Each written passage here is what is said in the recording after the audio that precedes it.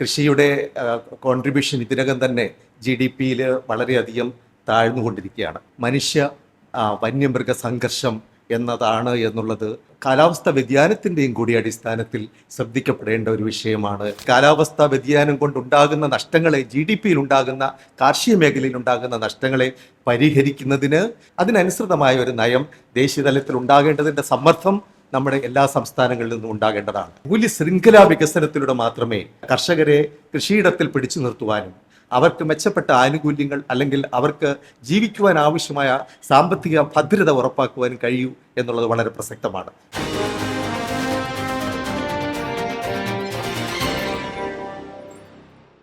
Climate change എന്ന വിഷയത്തെ സൂചിപ്പിച്ചുകൊണ്ടാണ് നമ്മൾക്ക് എന്നോട് സംസാരിക്കാൻ ആവശ്യപ്പെട്ടുള്ളത്.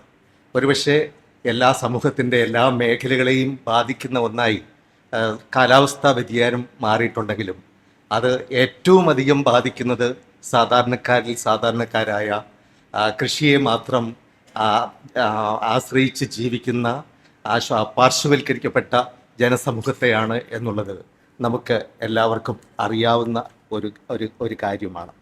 അതിൻ്റെ ക്ലൈമറ്റ് ചേഞ്ചിനെ പ്രകൃതിക്ഷോഭങ്ങളിലൂടെ നമ്മൾക്ക് പല വിധത്തിൽ ബോധ്യപ്പെട്ടിട്ടുണ്ടെങ്കിലും ഒരു ഭാവിയുടെ ഒരു ആസൂത്രണ വിഷയവുമായി കൈകാര്യം ചെയ്യുമ്പോൾ നമ്മൾ ഏറ്റവും അടുത്ത സമീപ ഭാവിയിൽ കാലാവസ്ഥാ വ്യതിയാനം കേരളത്തിൻ്റെ കാർഷിക മേഖലയിൽ പ്രത്യക്ഷമായും പരോക്ഷമായും രേഖപ്പെടുത്തിയിട്ടുള്ളതും ഇപ്പോഴും വളരെ കഠിനമായി നിലനിൽക്കുന്നതുമായ ഏറ്റവും വലിയ മാനിഫെസ്റ്റേഷൻ നമ്മളുടെ മനുഷ്യ വന്യമൃഗ സംഘർഷം എന്നതാണ് എന്നുള്ളത് നമ്മൾ ഒരുപക്ഷെ ആ കാലാവസ്ഥാ വ്യതിയാനത്തിൻ്റെയും കൂടി അടിസ്ഥാനത്തിൽ ശ്രദ്ധിക്കപ്പെടേണ്ട ഒരു വിഷയമാണ് എന്ന് നമുക്ക് തോന്നുന്നു.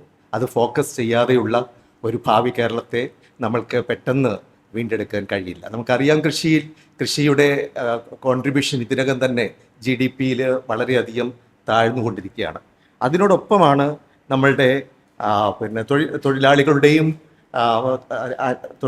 കുറവും അവർക്ക് വേണ്ടി വരുന്ന അവർക്ക് മെച്ചപ്പെട്ട ആനുകൂല്യങ്ങളൊക്കെ കൊടുക്കുവാൻ കഴിയാത്ത സാഹചര്യങ്ങൾ, അതുപോലെ തന്നെ കാർഷിക ഉൽപ്പന്നങ്ങൾക്ക് നിലവിലുള്ള പ്രൈസ് വോളറ്റിബിലിറ്റി, ഇതെല്ലാം അഡ്രസ്സ് ചെയ്യാൻ ഉള്ള അടിസ്ഥാന കാരണങ്ങളായിരിക്കുമ്പോൾ തന്നെയാണ് എല്ലാ മേഖലകളെയും ബാധിച്ചുകൊണ്ട് കാലാവസ്ഥാ വ്യതിയാനം നമ്മളെ വല്ലാത്ത ഒരു അവസ്ഥയിലേക്ക് കൊണ്ടെത്തിയിരിക്കുന്നത്.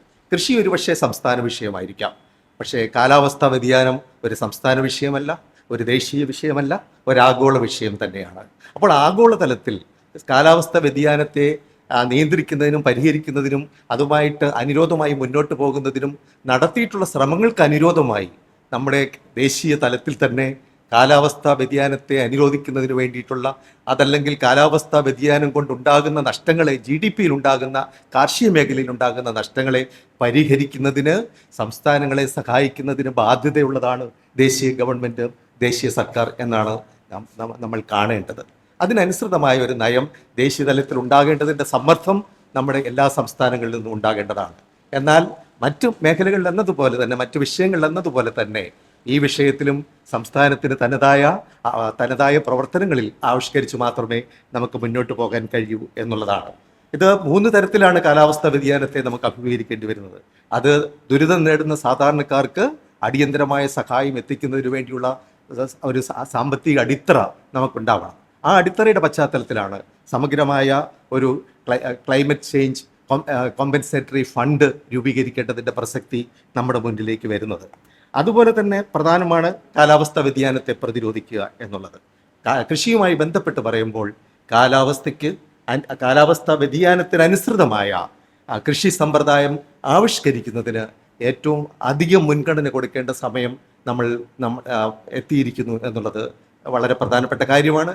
കേരളത്തിൻ്റെ കൃഷി വകുപ്പും കേരള സംസ്ഥാന സർക്കാരും ഇതനുസരിച്ചിട്ടുള്ള നിരവധിയായ നടപടികൾ പ്രഖ്യാപിച്ചിട്ടുണ്ടെങ്കിലും സമയബന്ധിതമായ ഒരു പ്രവർത്തനം ഈ മേഖലയിൽ ഉണ്ടാകേണ്ടതാണ് എന്നുള്ളതാണ് എനിക്ക് അഭിപ്രായമായി പറയാനുള്ളത്. അത് സമഗ്രമായ ഒരു മൂല്യ ശൃംഖലാ വികസനത്തിലൂടെ മാത്രമേ കർഷകരെ കൃഷിയിടത്തിൽ പിടിച്ചു നിർത്തുവാനും അവർക്ക് മെച്ചപ്പെട്ട ആനുകൂല്യങ്ങൾ അല്ലെങ്കിൽ അവർക്ക് ജീവിക്കുവാൻ ആവശ്യമായ സാമ്പത്തിക ഭദ്രത ഉറപ്പാക്കുവാൻ കഴിയൂ എന്നുള്ളത് വളരെ പ്രസക്തമാണ്. വിവിധങ്ങളായ പദ്ധതികൾ വിവിധങ്ങളായ ഏജൻസികളിലൂടെ നമ്മളിപ്പോൾ നടപ്പിലാക്കുന്നുണ്ടെങ്കിലും മൂല്യ ശൃംഖല വർധനവിന് അനുസൃതമായ ഒരു സംയോജിതമായ പ്രവർത്തനം പന്താവ് കാർഷിക മേഖലയിൽ നമ്മൾക്ക് സൃഷ്ടിക്കേണ്ടതുണ്ട് എന്നുള്ളത് വളരെ പ്രധാനമാണ്. നമ്മൾ അതോടൊപ്പം തന്നെ പ്രധാനപ്പെട്ട ഒരു കാര്യമാണ്, നമ്മൾക്ക് കർഷകർക്ക് ഈ കാലാവസ്ഥയെ പ്രതിരോധിച്ചുകൊണ്ട് നിൽക്കുന്ന വിളകൾക്ക് കൂടുതൽ പ്രാമുഖ്യം കൊടുക്കുകയും അതോടൊപ്പം കുറച്ചുകൂടി മെച്ചപ്പെട്ട വരുമാനം കിട്ടുന്ന വിളകൾക്ക് ഒരുപക്ഷെ പ്രാധാന്യം കൊടുക്കുകയും ചെയ്യേണ്ടതായിട്ടുണ്ട്. ഹോർട്ടിക്കൾച്ചർ വിളകളുടെ പ്രാധാന്യം ഈ തരുണത്തിലാണ് വളരെ പ്രസക്തമാകുന്നത്. അപ്പോൾ ഹോർട്ടിക്കൾച്ചർ വിളകളുടെ ഏറിയ അല്ലെങ്കിൽ അവരുടെ കൃഷി ഭൂമി കുറെ കൂടി വിസ്തൃതിപ്പെടുത്തേണ്ടതുണ്ട്. ഇതുമായിട്ട് പല മേഖലകളിലും അതുമായിട്ട് ബന്ധപ്പെട്ട ചർച്ചകൾ നടക്കുന്നുണ്ട് എന്നുള്ളത് നമുക്കറിയാം.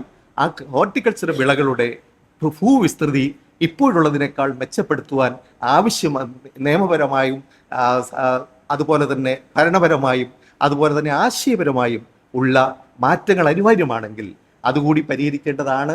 അത് കൂടുതൽ ആഴത്തിൽ ചർച്ച ചെയ്യേണ്ടതാണ് എന്നുള്ളൊരു അഭിപ്രായം വ്യക്തിപരമായി ഞാൻ രേഖപ്പെടുത്തുകയാണ്. അതുപോലെ തന്നെ നമ്മളുടെ അടിസ്ഥാന വിഭാഗമായി ഇന്ന് കൃഷിയുടെ വികസനത്തിന്റെ അടിസ്ഥാനമായി മാറിയിരിക്കുന്നത് കർഷക കൂട്ടായ്മകളെയാണ്. ആ കർഷക കൂട്ടായ്മകളെ സാങ്കേതികമായും സാമ്പത്തികമായും സാമൂഹികമായുള്ളവരുടെ നിലനിൽപ്പിനും സഹായമായ വിധത്തിൽ പദ്ധതികൾ നടപ്പിലാക്കുന്നതിനും പ്രത്യേക ശ്രദ്ധ വേണം എന്നത് മാത്രം സൂചിപ്പിക്കുന്നു.